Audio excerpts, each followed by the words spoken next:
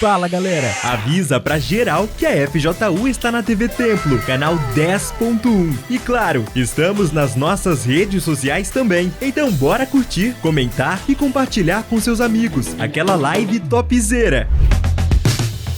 Vamos ao top de 5 segundos. 5, 4, 3, 2, 1.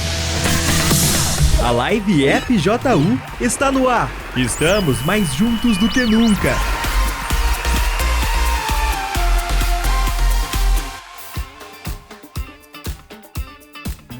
Fala pessoal, tudo bem? Bem-vindo a mais um Live FJU. Nesse dia especial, hoje é dia de terapia do amor.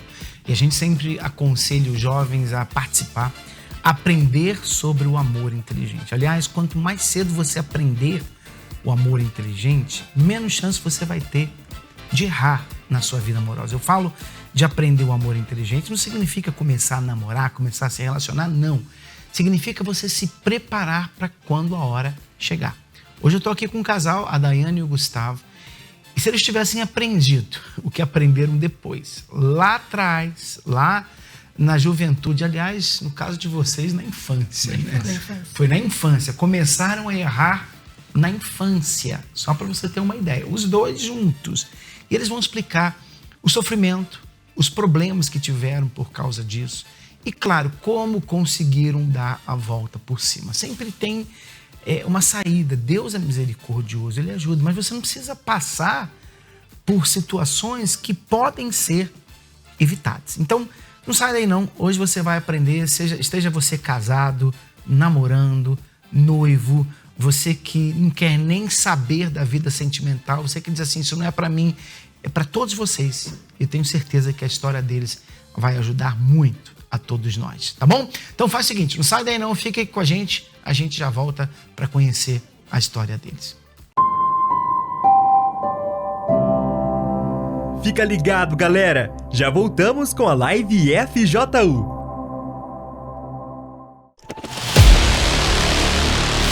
Força Jovem Universal. A FJU está há 47 anos ajudando os jovens.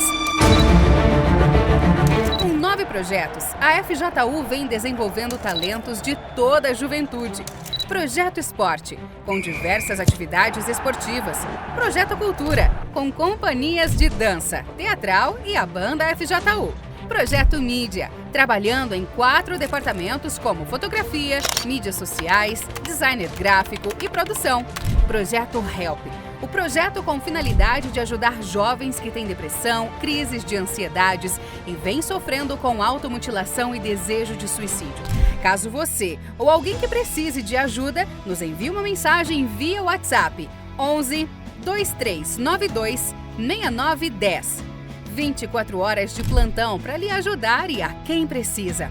Todos os finais de semana temos o Encontro Jovem FJU. Nos reunimos para encontrar nossos amigos e fazer novos, recebendo uma direção certa para o sucesso do nosso futuro. E uma vez na semana, temos a reunião do Algo a Mais. Uma reunião especial voltado para aqueles que querem algo a mais com Deus, buscando a direção do Espírito Santo.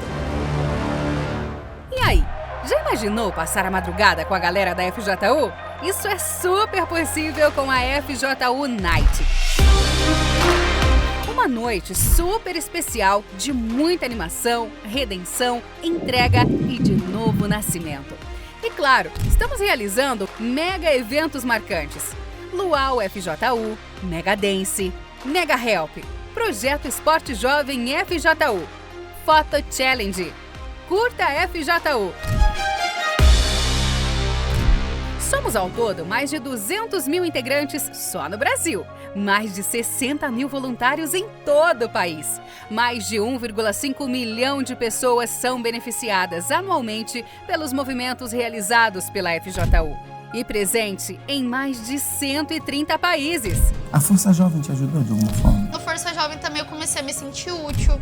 Então me ajuda muito. Eles que foram me dando a base, né? A todo momento eu tinha um obreiro me ajudando, me mandando mensagem. Muito. Eu passei a desenvolver meu talento. Muito. Através disso tudo, eu vi que eu realmente precisava conhecer a Deus. Então foi através do Força Jovem que eu conheci a Deus. Eu me chamo Jéssica, sou muito grata pela Igreja Universal ter vindo aqui e a Força Jovem também. Muito obrigado, FJU. Eles me ajudaram a seguir em frente, olhar pra frente, esquecer o passado e ver que eu podia ser uma pessoa melhor. Meu filho é outra pessoa mesmo. É um Pedro antes e um Pedro depois. A camisa que fica mais linda, a roupa que ele fica mais linda é com essa roupa aí. Procure um integrante da FJU e venha fazer parte da Força Jovem Universal. Estamos mais juntos do que nunca.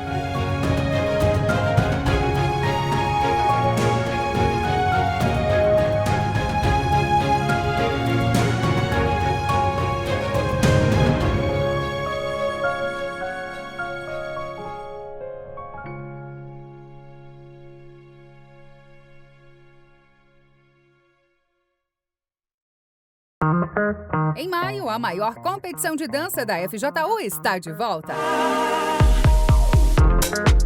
E dessa vez, com uma novidade. As apresentações de dança serão estilo musical. Dia 11 de maio, às 14 horas, ginásio do Ibirapuera. Procure um polo da FJU mais próximo de você e adquira seu ingresso. Mega Dance FJU Musical 2024. Uma competição de dança como nunca vista antes. Você já teve um encontro? Com certeza já. Bom, o encontro pode ser um date, ou um encontro de negócios, ou um encontro com seus amigos para curtir a praia, ou ainda encontrando aquele objeto perdido.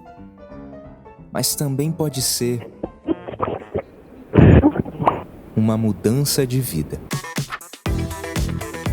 Todos os finais de semana temos um encontro jovem. Aqui você encontra verdadeira alegria, paz, amigos que se importam com você e aprendizados únicos que te levam a uma vida melhor. Sem contar as atividades culturais e esportivas que rolam eventualmente. Tudo isso em um polo FJU pertinho de você.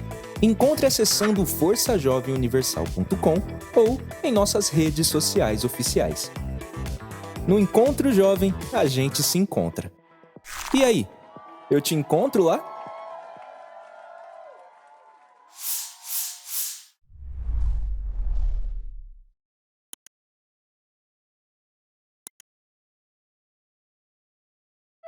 E aí, você curte música?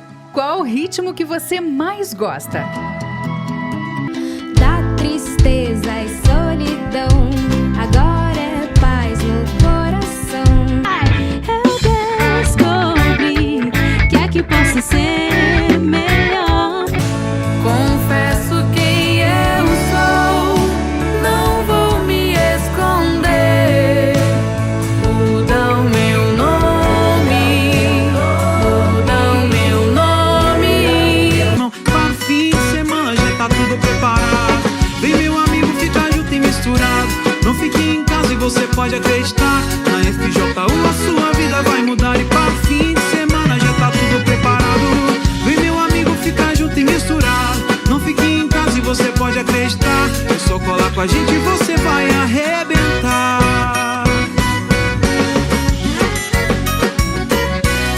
Então eu já sei qual que é a sua banda predileta. A banda FJU. Acesse nosso canal oficial da FJU, se inscreva, ative o sininho e siga também a gente no Instagram, @BandaFJUOficial. Banda FJU, a banda oficial da Força Jovem Universal.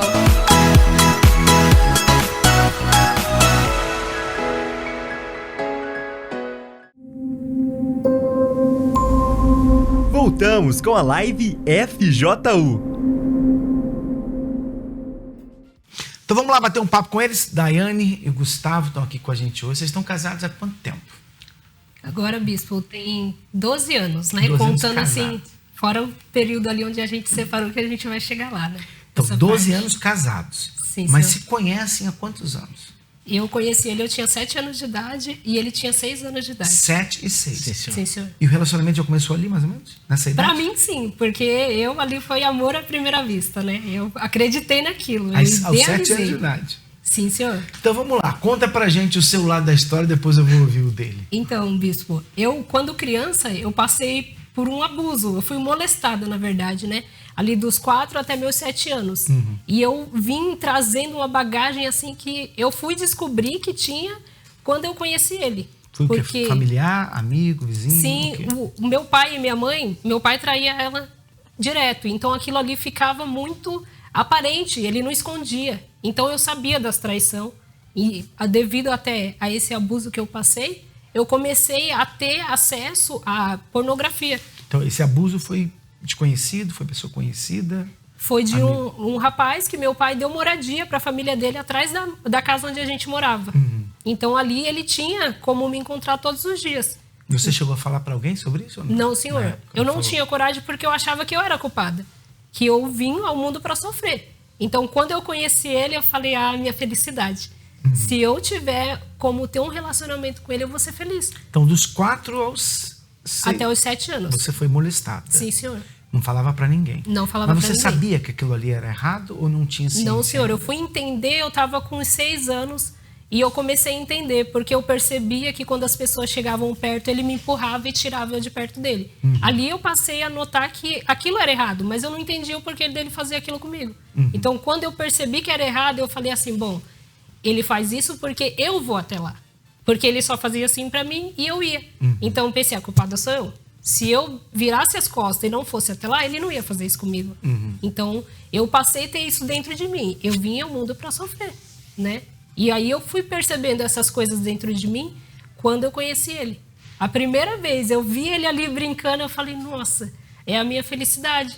Se ele gostar de mim, eu vou ser a pessoa mais feliz. Então eu passei a pedir a Deus todos os dias por aquilo. Eu tinha uma consciência assim da vida espiritual porque eu era uma criança que eu ouvia vozes, eu sentia demônios tocar em mim durante a noite. Então eu pensava assim, eu tenho, acho que um superpoder. Eu sou uma criança que sou especial nessa parte. Então eu conseguia meio que perceber o mundo espiritual dessa forma. Eu ouvia as vozes muito altas na minha cabeça, chega a ponto de eu achar que era eu mesma falando para mim. Eu pensava, então acho que é eu mesmo que sou uma criança ruim. Eu não sou uma criança boa. Mas ali, quando eu vi ele, eu falei, olha, agora eu posso orar a Deus todos os dias que Deus vai fazer com que ele goste de mim, para eu ser feliz. Só que isso não aconteceu. Eu passei ali anos buscando ter esse relacionamento com ele. Quando eu consegui, que eu já estava com 12 anos de idade, e ele tinha 11 anos de idade, ali a gente já passou a ter até mesmo uma vida sexual ativa. Então você tinha essa paixão platônica por ele? Sim. 7 anos de idade, olhava para ele, seu amiguinho. Sim. Era amiguinho de brincar. Era meu tudo. Mas você já imaginava se casar com ele? E eu queria ter filha. Eu pensava assim, ele pode não gostar de mim, não importa. Mas se eu tiver um filho dele, então esse filho vai ser a minha felicidade. Porque eu vi ali que ele não gostava de mim da mesma forma que eu. Você tinha ideia disso aí, Gustavo, nessa idade? Não, senhor. Você nem lembra? Eu lembro, sim, senhor, porque ela ficava indo atrás, ficava mandando cartinha. E eu sempre recusava, falava, não quero, tal. Eu nem tinha, na verdade, tanta intenção de me relacionar. Eu queria jogar bola. Pô, tu queria jogar bola. Eu queria jogar bola, eu queria correr atrás de pipa. Mas... Então você nem tinha ideia que ela estava louca por você? Não, senhor, não tinha essa ideia. Eu sabia que ela gostava. Não tinha essa ideia que era esse amor platônico. Aí você viveu isso aí até os 11 anos de idade, 12 anos de idade? Sim, senhor. E aí eu consegui engravidar, eu estava com 15 anos. Como que você conseguiu isso? Então eu ficava assim, eu queria saber como que era para engravidar. Quando eu falei assim, bom, agora dá, agora eu consigo. Mas como a gente já tinha uma vida sexual ativa... Desde que idade? Desde os 12 anos. Eu tinha 12, ele tinha 11. Então você conseguiu o que você queria? Sim. E ali eu falei assim, nossa, agora não importa. Se ele não quiser morar comigo, se ele não quiser viver comigo, eu crio ela sozinha, mas eu vou ser feliz. Até então... Você era uma criança, né? De 12 anos. Eu era uma criança, mas eu não tinha pensamentos de uma criança. Eu não lembro, bispo, quando eu tive pensamento de criança. Porque eu acredito que por eu ter passado por esse abuso, né, ter sido molestada, essa parte, para mim, tirou a minha infância totalmente.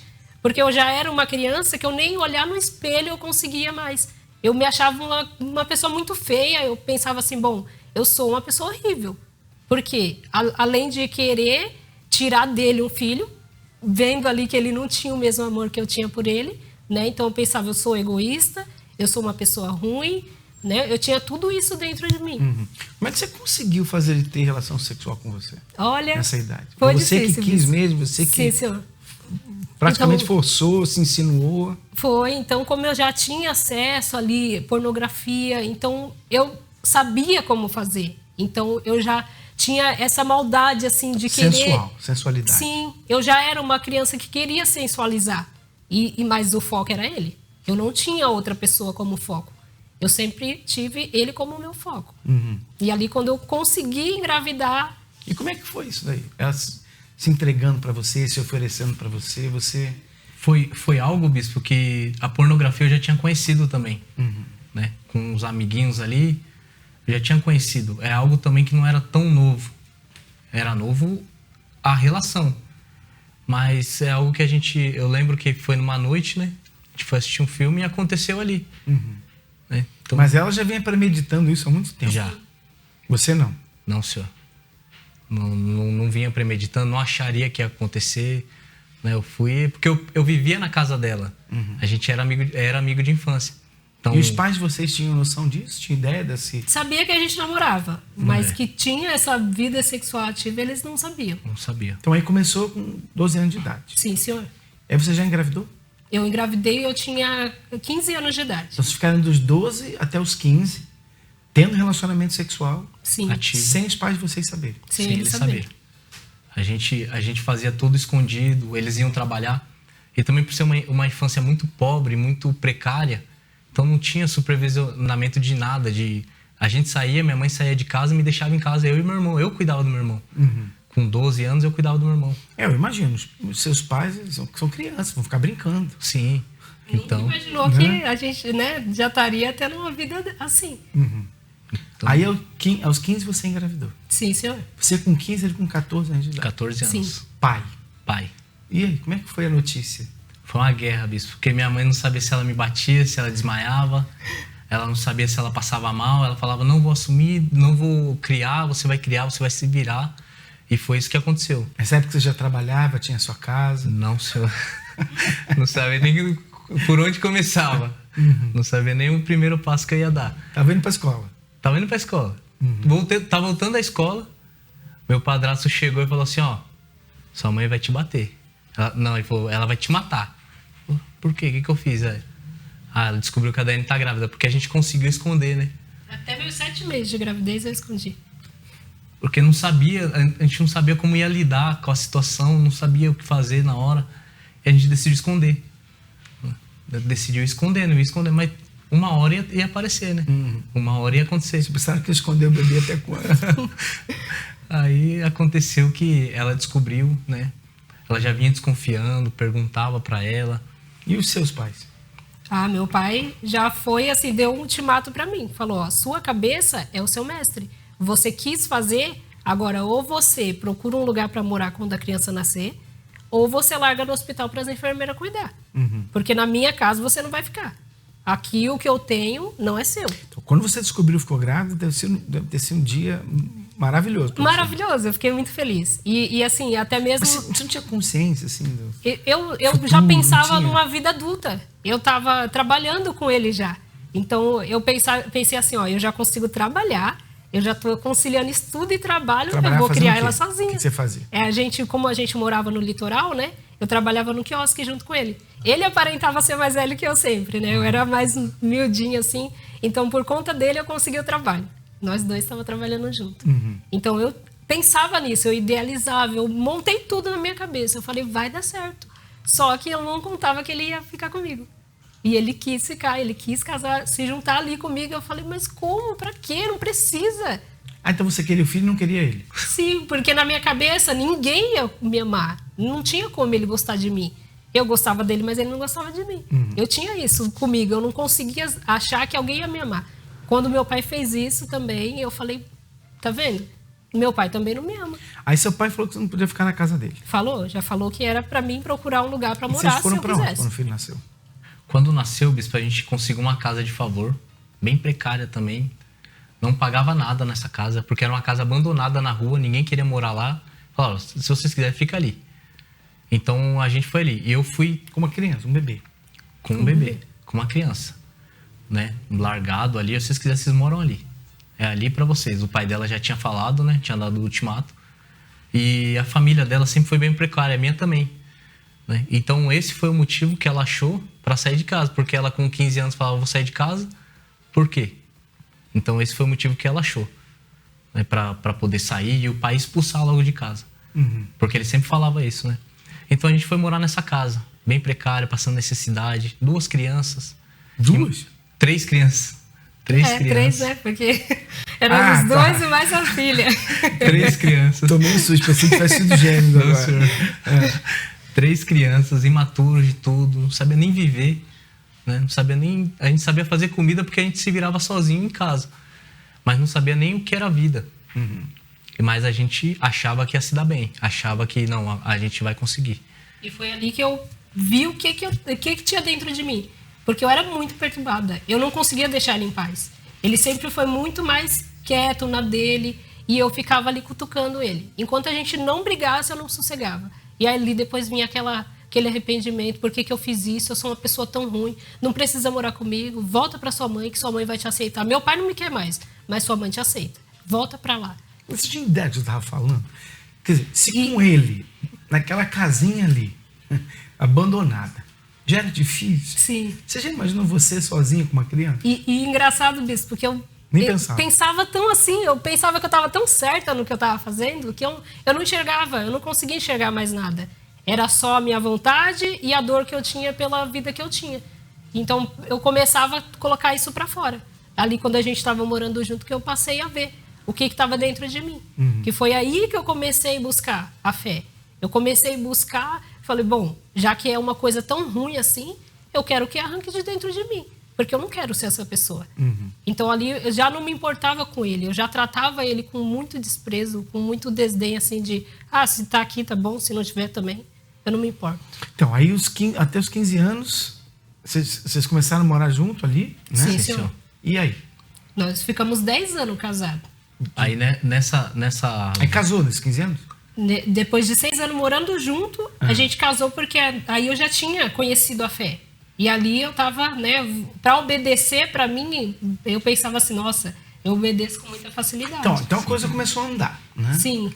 Tá morando junto ali, e aí começou a andar a ponto de vocês chegarem a casar depois. Sim. Antes a gente não casou antes, porque eu nem tinha idade nem pra registrar minha filha. Então eu não tinha idade nem pra registrar minha própria filha, por um tempo ela ficou sem registro. Depois eu registrei ela e a gente casou. Né? Mas casou mais por conta dela, que ficava insistindo. Eu quero fazer certo. Né? Começou a conhecer a fé. E eu já não. Foi aí que você começou a conhecer a igreja? Foi, sim, senhor. Igreja Universal. Porque eu já tinha conhecido quando criança. Por conta de eu ter essas coisas assim, de perceber o mundo espiritual, eu comecei a buscar. E ali, meu irmão que me apresentou primeiro a Igreja Universal. Só que eu não ia sempre. Ele me levava uma vez ou outra. Mas como eu não acreditava até mesmo na sexta-feira, quando os demônios manifestavam ali, para mim era tudo mentira. Então eu não continuei, eu não permaneci. Eu voltei quando eu comecei, que ali a gente morando junto, eu vi, né? O quanto eu era essa pessoa assim impulsiva. E ciumenta, eu era muito ciumenta. A gente brigava demais. Aí você veio para a igreja, então. Foi. E começou a buscar. Sim, senhor. E ali eu comecei a buscar a conversão. Só que até então, também, para mim, o batismo com o Espírito Santo, eu não tinha necessidade. Eu pensava assim que, eu mudei até aqui, eu parei isso, eu mudei aquilo outro, eu não preciso. Eu consigo mudar sozinha, eu não tenho necessidade do Espírito Santo. E aí foi quando ele começou também a ir para a igreja comigo. Ele começou a ter esse desejo. Só que aí para você já foi diferente, né? Você teve outro motivo para ir. Eu passava 1 hora ali, 1h30 dentro da igreja. O que me chamava atenção eram os testemunhos. E era o que eu comentava com ela depois. Testemunho, você viu? Aquele rapaz lá, ele pegava latinha. Hoje em dia ele tem tantas empresas. Então isso me chamava atenção. A vida financeira. A vida financeira. Porque eu tinha tido uma vida tão miserável que eu peguei, eu acho que um trauma daquela vida. E eu queria porque eu queria ter uma vida diferente. Eu não queria mais ter aquela vida miserável. Então eu vi em Deus a oportunidade de eu mudar minha vida, mas não mudar de verdade. Mudar minha vida financeira. Né? Eu achava assim, se eu tiver o que eu nunca tive, eu sei que eu vou ser feliz. Eu não preciso... O pastor falava do Espírito Santo. Busca o Espírito Santo, busca o reino dos céus. Eu não preciso do reino dos céus. Eu preciso ser feliz aqui. Eu preciso conquistar coisas aqui. Casa, carro. É isso que vai me deixar feliz. Né? E eu idealizava isso para mim. Eu colocava isso como meu tudo. E a partir daí, quando eu fiz 18 anos, aí eu fui servir o quartel. Fui servir o exército. E ali eu vi que eu tinha a oportunidade de crescer ali dentro. Ganhar mais. Né? Um valor que eu nunca tinha ganhado. Um salário que eu nunca tinha ganhado. E ali aquilo ali começou a ser meu tudo. Começou a ser o meu Deus. Eu fazia do quartel a minha fonte de adoração. Eu adorava o quartel. Tanto é que muitas das vezes eu passava um dia em casa e o resto do mês dentro do quartel. Porque eu amava estar ali. Eu gostava de estar ali. Eu pegava serviço, eu pegava missões para fora que ganha mais. Então eu sempre buscava estar ali naquele meio para ganhar mais, para ter mais dinheiro, né? Enquanto ela ficava sozinha em casa. Você sentia falta dele? Ou não? Não, porque para mim era indiferente. Eu achava assim que eu era tão superior a ele. Eu olhava minhas mudanças e eu pensava, poxa, ele vai uma vez ou outra que ele ia na igreja e eu pensava, poxa, ele não consegue me acompanhar, né? Tu se achava, hein? Eu me achava. E ainda começou ali, nasceu o desejo de ser obreira ainda. Eu falei, nossa, eu tô pronta, né? Só que ainda tinha essa coisa assim que para mim ele era um empecilho. Então eu não via ele mudar, eu não via ele me acompanhar. Eu falava, nossa, como pode? Ele vai, ele escuta a mesma coisa que eu e não muda. E eu via ele ter esse desejo por tudo material. Tanto que a gente começou a conquistar, né? A gente começou a conquistar, a gente comprou um terreno, a gente estava construindo casa, né? Sim, estava construindo uma casa. E para mim aquilo ali era muito gratificante. Porque eu olhava assim, eu falei, nossa, um jovem de 18 anos, 19 anos, já conquistou um carro, uma casa, já está construindo, a casa ia ficar enorme. Então eu olhava aquilo ali com orgulho. Eu tinha orgulho daquilo. Então eu me dedicava, dava o meu máximo, o meu melhor e ainda mais ainda do que eu tinha para oferecer. Sempre me dediquei ao quartel. Até um dia que estava fazendo uma corrida normal, uma corrida diária que a gente tinha que fazer todos os dias. E eu tive um infarto nessa corrida.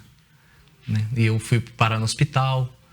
E ali eu passei por uma mini cirurgia que eu coloquei um stent, uma das coronárias do coração. E quando eu voltei para o quartel, o exército, aquele que eu tanto idealizei, tanto amei, tanto me entreguei, falou assim, ó, não dá mais pra gente ficar com você. Não, mas por quê? Não dá. Porque não dá pra gente ficar com um militar que não aguenta pegar peso, não aguenta fazer exercício. Você não vai aguentar correr, cara. Ó, você tem que achar um serviço pra você que seja administrativo. E aquilo dali foi como se alguém puxasse meu tapete. Porque era o meu chão ali. Eu colocava toda a minha confiança no exército. Ali no quartel, na minha carreira, né? Tanto é que eu tinha um status ali dentro. Eu almejava isso. Né? Eu fazia o meu melhor. O meu melhor. Ela via, né? De madrugada, passava a minha farda, deixava bonitinha. Muitas vezes eu ia dormir tarde da noite para acordar cedo. A barba sempre bem feitinha. Porque eu queria sempre entregar o meu melhor. E quando foi tirado isso de mim, o meu chão saiu dos meus pés e eu não sabia mais o que fazer. Eu não sabia mais para onde ir. A minha saúde eu já não tinha. Eu não conseguia andar um quarteirão sem ter que sentar na guia. Ficar sentado na guia esperando o ar voltar. Né, que o coração já não acompanhava mais. A casa que a gente estava quase para terminar, tive que vender a preço que não valia na época. Muito, muito baixo para vender rápido. Para pagar dívidas com a agiota. O carro tive que devolver. Não estava conseguindo pagar.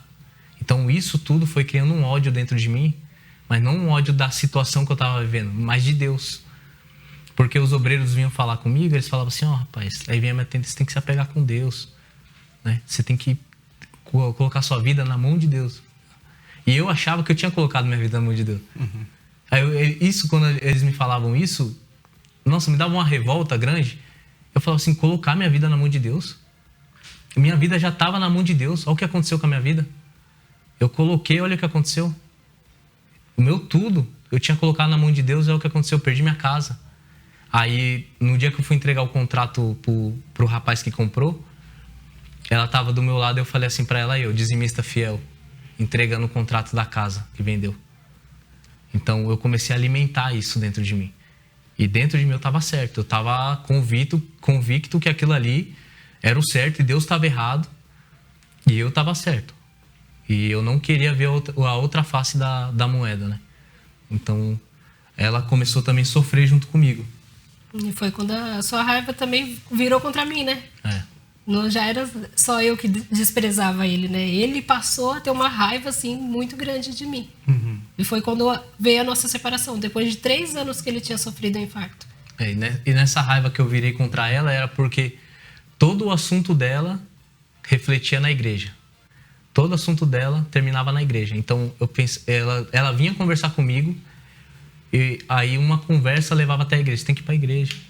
Mas com aquele ar que ela falou, tipo, me olhando de cima, sabe? Oh, você tá errado, você tá assim porque você tá assim. Você fez escolhas erradas.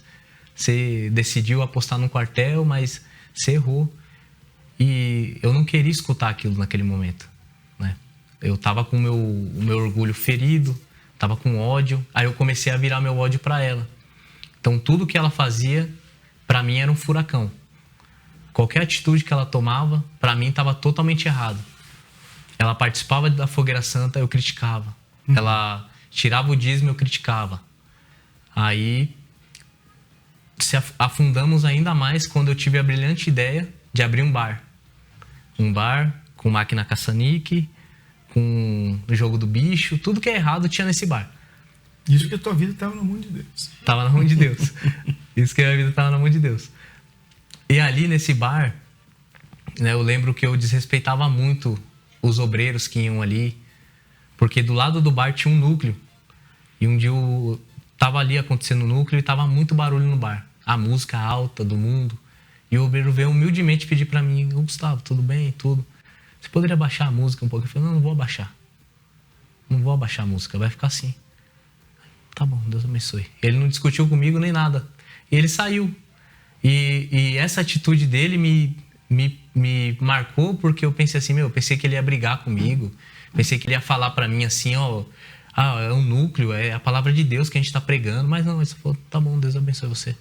Aí saiu andando, era um senhorzinho. E isso me marcou. Eu falei, nossa, o obreiro, eu tratei ele tão mal.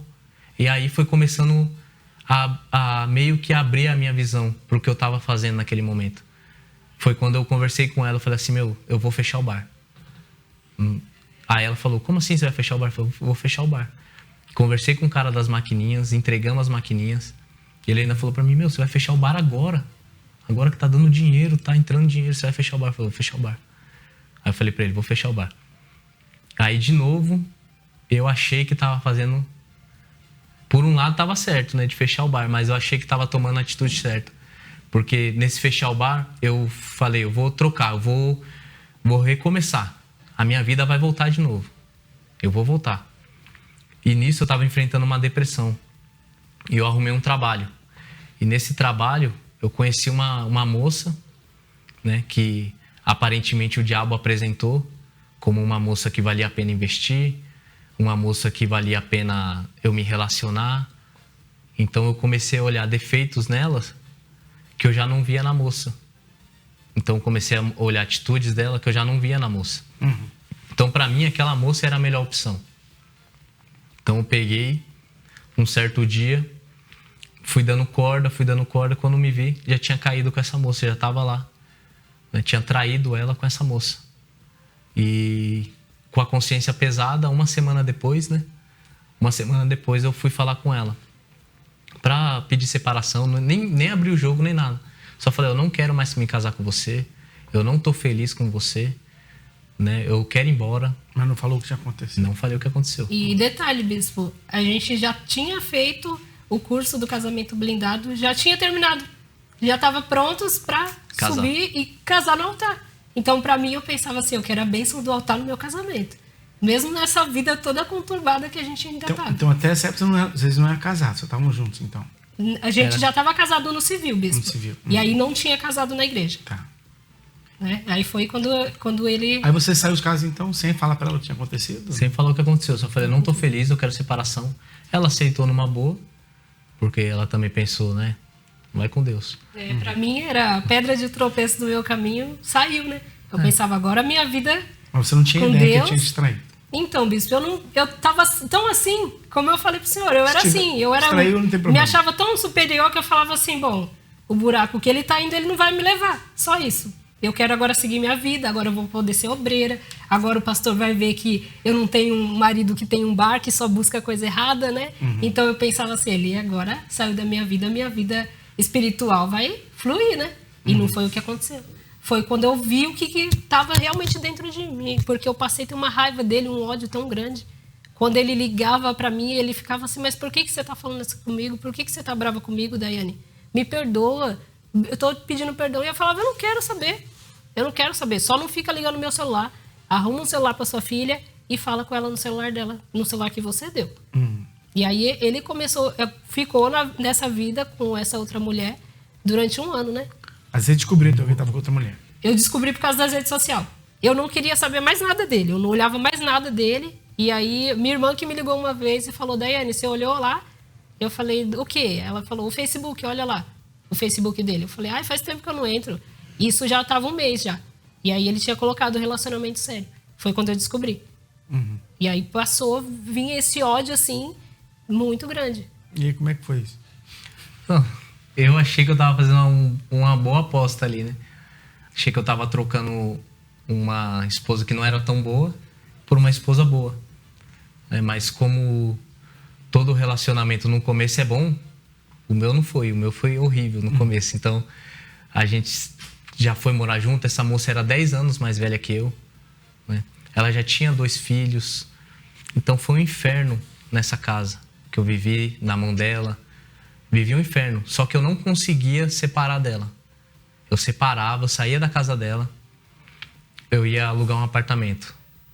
Eu ficava lá, ela só ligava e eu voltava. Eu não conseguia me separar. E até que um dia, né, a Daiane me ligou. Porque eu estava fazendo a terapia do amor, bispo. Quando eu cheguei aqui, no caso em Votorantim, né? Eu mudei para Votorantim. E ali, Deus me cobrou isso. De eu fazer a terapia do amor. E mesmo sem entender, eu não quis questionar, porque eu pensava, tudo que Deus me pede, eu obedeço com facilidade, eu vou obedecer. Então, eu estava indo na quinta-feira. E ali veio um propósito para fazer pela minha vida sentimental. Só que depois de 1 ano, eu pensei nele. E eu falei, poxa, mas por quê? Por que eu lembrei dele justo agora? Não é com ele que eu quero voltar a ter um relacionamento. Eu não quero saber dele.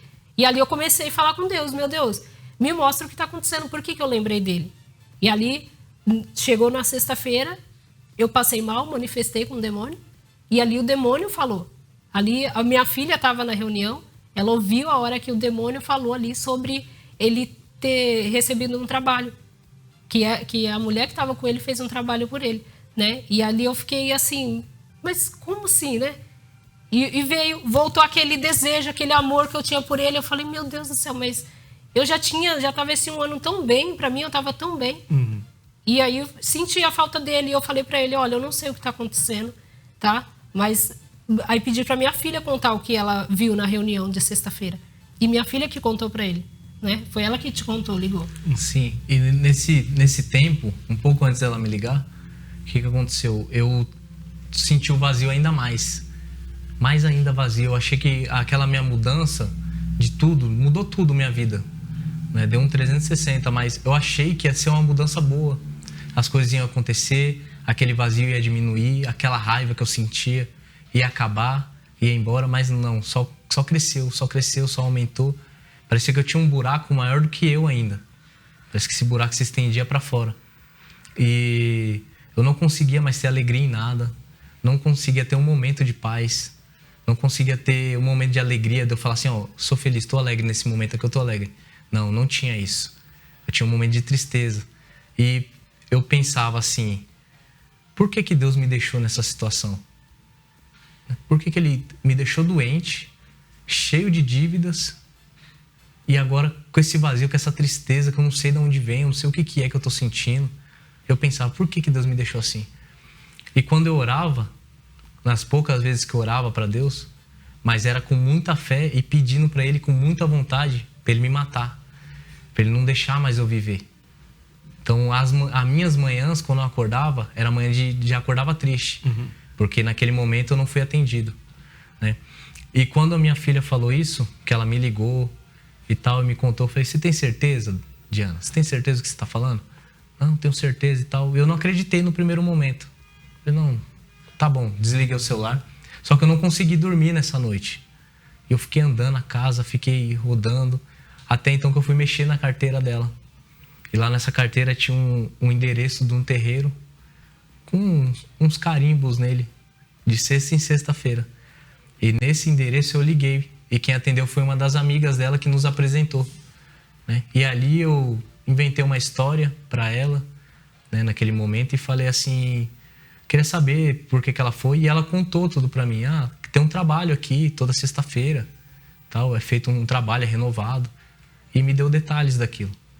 E ali, parece que uma máscara caiu, uma venda caiu do meu rosto. E eu já não conseguia mais ficar naquela casa. Foi quando eu juntei as minhas coisas, saí dali e eu fui procurar uma Universal mais próxima, que era a minha tia. Eu sabia que na Universal eu ia ter ajuda. Eu sabia que se eu fosse lá, alguém ia me ajudar. Eu não sabia qual que era a ajuda. Eu não sabia, mas eu sabia que lá eu ia ser ajudado. E eu lembrei de uma tia. Eu liguei para ela, tia, a senhora tá onde? Coincidentemente, ela estava indo pro culto já, pra reunião, né?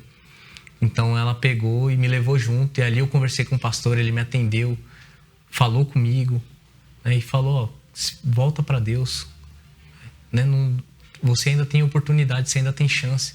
E foi quando eu fui sair da igreja, é perto da praia, aí eu fui para a praia e ali eu fui falar com Deus. Eu não sabia nem o que eu ia falar. Quando eu comecei a conversar com Deus, comecei a falar com Ele, e ali eu desabafei, falei tudo que eu tinha guardado dentro de mim, falei a raiva que eu tinha dele, por que Ele tinha feito isso comigo, eu não entendia. E naquele momento, só veio a voz suave de Deus falando para mim, volta. Mais nada, só isso. Volta. Foi quando eu liguei para ela, né? A gente conversou. E ali eu falei para ela que eu ia ir para a cidade onde ela estava. Que eu queria pedir perdão para ela, para minha filha também, né? Por tudo que eu tinha feito. E na minha oração eu falava para Deus, meu Deus, se o Senhor me aceitar de volta, depois de tudo que eu fiz, se o Senhor me der a oportunidade de lavar o seu banheiro, o banheiro da sua casa, né, da igreja que seja, eu já estou feliz. Se for para me te servir só nisso, só para lavar o banheiro, eu já estou feliz. Né? Para mim já está de bom tamanho. E foi quando eu conversei com ela e a gente voltou, mas eu voltei decidido. Eu voltei decidido a fazer diferente do que eu fazia. Todos os meus achismos, tudo que eu achava que era o certo, eu deixei de lado. Até quando, às vezes, era um propósito e batia de frente com o meu orgulho, com o que eu achava que era certo. Tá amarrado. Eu vou fazer o que Deus quer. E eu comecei a colocar toda a força que eu nunca coloquei em nada. Eu coloquei toda a força ali para voltar a Deus, para me voltar para Deus, né? E tinha um detalhe, bispo, ele reclamava muito do Força Jovem. E eu tava no Força Jovem. E eu falei, olha, eu tenho uma coisa para te contar. Eu tô no Força Jovem. Ele falou, não, vamos para cima. E ali eu já comecei a ver uma mudança tão significativa. E Deus colocou essa certeza dentro de mim, de que realmente ia ser diferente. Só que por quê? Eu já estava decidida. Eu já estava decidida a mudar. Ele veio decidido a mudar. E nós começamos junto. Estava próximo do jejum de Daniel, quando a gente voltou. E ali a gente começou o jejum de Daniel juntos. Tudo a gente fazia junto. A gente se batizou de novo. Eu desci as águas, né? Ali realmente aconteceu. Eu morri ali, porque até então não tinha acontecido. E ali a gente começou a se entregar no jejum de Daniel. E a mudança acontecia que a gente já não estava pedindo, não dava tempo de pedir, né? Sim. A mudança aconteceu muito rápido. E no último dia do jejum de Daniel, que a gente foi batizado com o Espírito Santo no mesmo dia. No mesmo dia, bispo. Assim, foi até engraçado porque o bispo pediu para ir até a frente, né? Tava tendo a ministração direto do cenáculo do Espírito Santo no dia.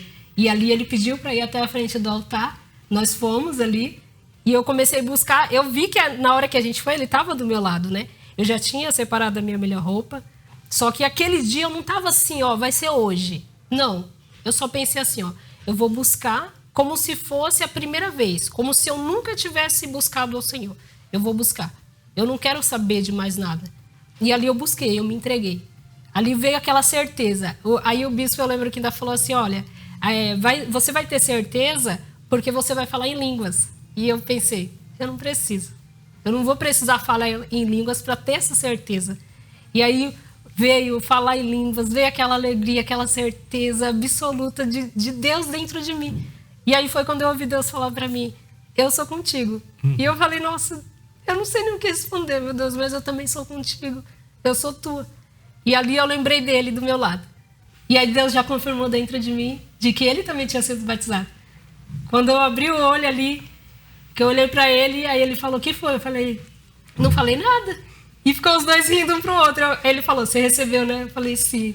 Aí eu falei, você também? Ele, sim. Eu falei, oh meu Deus, olha, nunca que eu poderia pedir isso pra Deus. Jamais a gente conseguiria pedir o que Deus fez na nossa vida. Exatamente. Né? Hoje a gente tem 3 anos que nós voltamos, nós nos casamos, graças a Deus foi tudo assim tão, né? Mesmo que aparentemente não tinha condição nenhuma, Deus capacitou, Deus fez com que acontecesse a mudança dentro da gente, pra gente ser uma nova pessoa, pra um conseguir realmente ajudar o outro. Ali na fé a gente, nossa, falou como que as coisas agora sim. Eu falei, agora tá fluindo de verdade, agora o Espírito Santo tá dentro de mim. Eu não preciso querer me mostrar superior a ele, né? Eu não preciso me vitimizar mais, como eu me vitimizava antes. Não tem mais essa necessidade. Isso faz quanto tempo?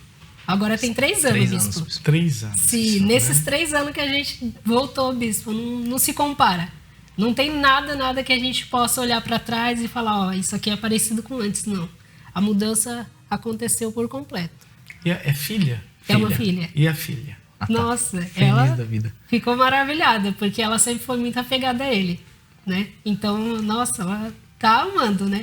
Agora ela ainda não tá no Força Jovem, né? Ela é Falta 2 com anos. 13 anos, né? Tá no FTU. Mas aí, como a gente já tá no Força Jovem, ela tá incluída, tá envolvida já com a gente, né? Agora, você tava falando, né? Você vê, você esteve na igreja, Gustavo, né? Você esteve na igreja, você ouvia a palavra. Mas qual foi o erro seu ali? Você priorizou as bênçãos do que a Deus. Né? Você colocou o dinheiro acima de tudo, inclusive acima da sua família. Ficava 1 mês fora para ganhar dinheiro. Sim, senhor. Né? Quer dizer, usava Deus para conquistar aquilo que você queria. Então, isso é um fato. Não é que Deus puniu você, mas tudo que a gente coloca acima de Deus, a gente vai perder. E aprenda isso. Tudo que você colocar, coisa ou pessoa, acima de Deus, você vai perder. E vai perder para o seu próprio bem. Para que você veja que Deus precisa ser o primeiro. Então, a gente não pode ter ninguém, nada. Por exemplo, você ama a sua filha, né? Vocês amam a filha de vocês. Vocês não podem colocar a filha de vocês acima de Deus. Porque quando a gente coloca Deus acima, Ele não vai nos dar condições de ajudar aquelas pessoas que a gente ama. Agora, se ela está acima de Deus, então você vai recorrer a quem? Não é verdade? Então, isso acontece com muitas pessoas que pensam que deram a vida para Ele, mas na verdade existe alguma coisa acima dele, ou alguém acima dele. Então Deus permite, não é Deus que vai fazer de propósito para a pessoa sofrer, mas Ele permite, quem faz é o próprio diabo. Deus permite que aconteça para que a pessoa se volte para Ele. A gente vê, por exemplo, no caso de Jó, não é que Jó colocava as coisas acima, mas a gente vê que Jó perdeu tudo. E quem tirou foi o diabo, não foi Deus. Mas mesmo assim ele não se voltou contra Deus. A gente vê que Abraão, o que ele mais queria na vida era um filho. Quem deu o filho para ele foi Deus, né? Mas Deus depois foi lá e fez uma prova com Abraão, para Abraão sacrificar Isaac. E Abraão estava pronto para isso, para colocar Deus acima da pessoa que ele mais amava no mundo, que era o seu filho Isaac. Então, isso é importante. Ele dá o que a gente precisa. Nunca coloque nada ou ninguém acima de Deus. Isso acontece, por exemplo, muito com relacionamentos. Você jovem, você menina, você rapaz, né? Às vezes aquela pessoa, especialmente vocês meninas, a pessoa fala assim, o rapaz fala assim, se você me ama, se você realmente me ama, então você vai ceder, você vai fazer aquilo comigo. Aí ela fica, não, eu não posso e tal, eu sou cristã e não sei o que. Ah, então você não me ama. Ah, porque você tem que provar. Aí ela vai lá e faz o que ele quer, se entrega para ele, para provar que ama ele. Então, naquele momento, o que você está fazendo? Você está colocando aquela pessoa acima de Deus. Você vai perder. Você pode ter certeza disso. Você tem que trabalhar. Você tem que ter muito cuidado com o seu trabalho também. Você tem que ter muito cuidado com a sua visão financeira, porque tem gente que pensa assim, não, eu vou trabalhar todos os dias, eu não preciso mais para a igreja, eu vou dar meu dízimo, eu quero ajudar através das minhas ofertas, mas ela coloca a vida financeira acima da própria comunhão com Deus. Você vai perder, não tenha dúvida que isso vai acontecer, para o seu próprio bem.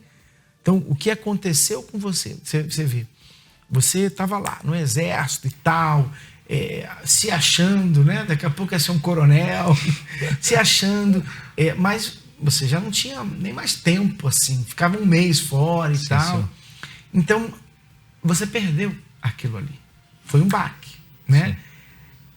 A mulher também. Mas isso tudo foi bom para você entender que naquela época você não tinha entregado a sua vida para Deus, como você achava. Como eu achava que tinha entregado, né, bispo? Você tinha entregado algumas coisas, contanto que Deus te desse algo de volta, né? Porque enquanto as coisas estavam andando, você estava crescendo, desenvolvendo, Deus é bom. Sim. Aí quando perdeu tudo, Deus é mau. Deus não tá me honrando, tá me punindo, Deus tá me punindo, eu tô passando por isso porque Deus tá dando castigo para mim. É fácil crer em Deus quando tá tudo andando bem. Sim. Né? Que é por isso que a gente aprende com Jó. É fácil você crer em Deus quando todas as suas orações são respondidas, quando tudo acontece de acordo com a sua vontade. É mole. Quero ver você crer em Deus quando nos dias maus, quando tudo está contra você, quando parece que Deus te abandonou. Aí sim que a nossa fé é provada. E Deus permite isso, justamente para a gente se conhecer. Não é para Ele nos conhecer, não, Ele já conhece. É para a gente se conhecer. Entenderam? Agora, vida sentimental fizeram tudo errado no começo, né? Então, por favor, não aprenda com o erro deles. Aprenda com o acerto, que eles fizeram de correto para mudar a situação. O que fizeram de errado, não aprenda. Ah, mas deu certo. Sim. Estão aqui hoje bem, mas ralaram, né? Ralaram. E você não vai querer ralar isso aí tudo, não. E talvez não tenha nem estrutura para aguentar. Então, cuidado. Aliás, essa camisa aqui eu usei numa vigília, né? Isso aqui é importante você entender. Que nem tudo que é comum necessariamente é normal, né? Então, por exemplo, a gente vê hoje muitas pessoas que separam, que vivem uma vida promíscua, sexo antes do casamento. É comum. É comum pornografia. Olha como é que a pornografia afetou vocês. Sim. Afetou você. Sim, né? Sim. Então, tem muita coisa que, aos olhos humanos, são consideradas comuns. O que faz uma coisa comum? É algo que você vê muitas vezes que muitas pessoas fazem. Então, por exemplo, hoje é comum as pessoas fumarem maconha. Muitos fazem, muitos jovens fazem isso, infelizmente. Mas não significa que é normal. Hoje é comum você sofrer com depressão. Na minha época, e eu não sou tão velho assim, mas nem se ouvia falar disso, de depressão. Hoje é comum. Hoje é comum fazer terapia. Não é terapia do amor, não. É você ir psicólogo, psiquiatra e tal.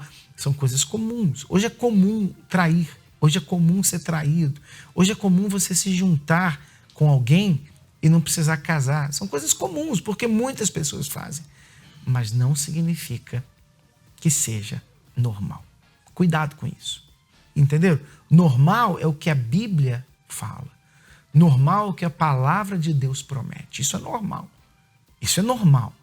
E às vezes não é nem comum, porque nem todo mundo crê. Mas é o normal. É normal você ter uma família abençoada. É normal você ter paz. É normal você dormir à noite com a consciência tranquila. Isso é normal. Ainda que, infelizmente, hoje não seja comum. Né? Mas por que é normal? Porque é o que a palavra de Deus nos orienta. Então fica aí a dica para você. Será que você não está aceitando coisas na sua vida porque todo mundo passa por aquilo? Ou a maioria passa e você fala assim, todo mundo passa, então é comum, mas que não seja normal? A gente está aqui para te ajudar exatamente para que você possa ter uma vida normal. Tá bom? Vocês participam do Força Jovem aonde? Hoje? Em Votorantim, Rio Acima. Votorantim, né? Sim. Aliás, qual é o dia do Encontro Jovem, endereço, horário, como é que é lá? Lá é domingo. Às 3h30 da tarde. 3h30 da tarde. Sim, senhor. Sabe o endereço lá? Endereço Rua Augusto. Octávio Augusto Rangel. Número 1011. Então, domingo, 3h30, né? Sim, então, esse domingo vai ter Encontro Jovem lá também. Sim, né? toda a força. Então, tá aí, ó, que legal. Se você mora aí, Votorantim? Sim, sim. Né? Então, você é convidado para participar do Força Jovem. Aliás, Força Jovem está em tudo quanto é lugar. Mais de 130 países a gente vai poder te ajudar. Se quiser, entra no nosso site forçajovemuniversal.com, você vai ter mais informações. Agora, aqui com a galera do Templo de Salomão, a gente se reúne às 16 horas na Avenida Celso Garcia 499, aqui no Brás. 16 horas, Avenida Celso Garcia 499. Você está vendo aí a galera do Templo, ó, animadíssima. Então a gente começa ali com o esquenta da banda FJU. Então você é o nosso convidado para estar aqui. Esse sábado eu não vou estar, eu estou indo agora para Alagoas. Amanhã a gente vai ter uma reunião muito especial, uma concentração de fé em Mangabeiras, na nossa catedral aí em Maceió. Eu não sei o horário, alguém já chegou? 19 horas, né? Então, estou indo para aí agora e a gente vai se encontrar então amanhã, 19 horas, aí na nossa Catedral da Fé em Mangabeiras, em Maceió, para uma corrente forte. Não é só para jovem, não. Aí vai ser uma corrente forte mesmo. Está escrito que aquilo que a gente ligar na terra vai ser ligado no céu. E aquilo que a gente desligar aqui na terra também vai ser desligado no céu. Então a gente vai desligar a feitiçaria, né? A macumbaria lá, sim. A gente vai desligar a depressão, a gente vai desligar a traição, a gente vai desligar a doença, a gente vai desligar a miséria, a gente vai desligar tudo que é ruim. A maior corrente de oração feita no estado do Alagoas. A gente vai estar aí junto com o Bispo José de Holanda para ajudar vocês. E vamos ligar aquilo que é bom. Vamos ligar aquilo que Deus prometeu. A paz, a prosperidade, a saúde, a bênção familiar no seu casamento. Vamos ligar juntos. Então, juntos. E vamos, então, determinar que isso venha acontecer. Você que está me assistindo aí no Maceió, você é meu convidado. Convida a sua família, convida seus amigos. Você não tem nada a perder, mas tudo a ganhar. Amanhã, dia 12, às 19 horas, aí em Mangabeiras, na nossa Catedral da Fé, aí no estado do Alagoas, em Maceió. Tá bom? Então a gente fica por aqui, pessoal. Que Deus abençoe vocês. Obrigado, Daiane. Obrigado, Gustavo. Dá uma olhadinha lá. Dá tchau pra eles. Tchau, tchau, pessoal. Um abraço. Até a próxima. Estamos mais juntos do que nunca.